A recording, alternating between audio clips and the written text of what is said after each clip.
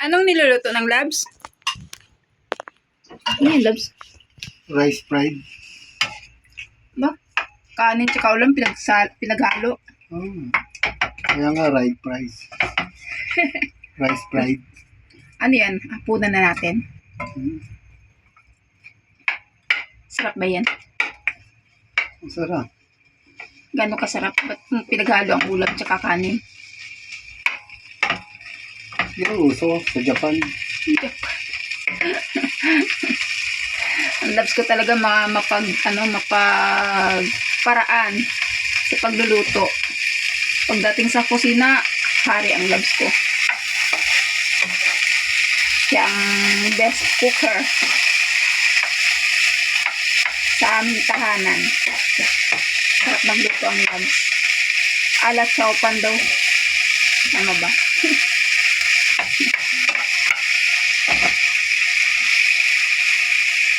Sarap.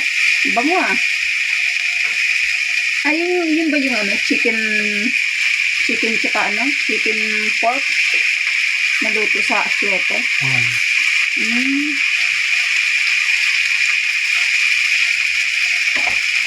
Kasi kami mga kalab, pag may bahaw kami at may tirang ulam, ganito yung ginagawa namin.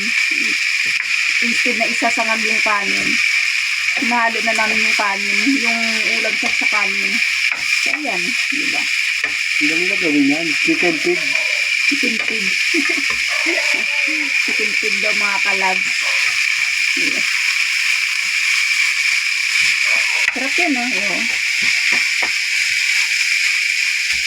So, medyo patutuyuin ng konti. Sarap na ang bango. Ayan. Puna na po namin yan.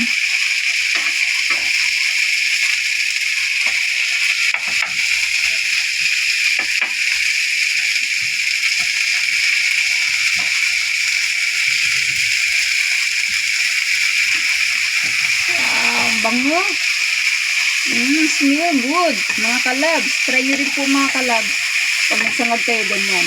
Haluan nyo ng ulam. Masarap. Mabango.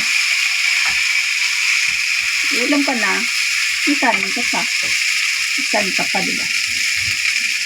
So, ayan na mga kalabs. Kain na po tayo. Salo lang kami ng labs sa isang plato. Para tipid-sugasin din. So, ayan, kain na po tayo, mga kalabs. Hapunan na po. Ayan po.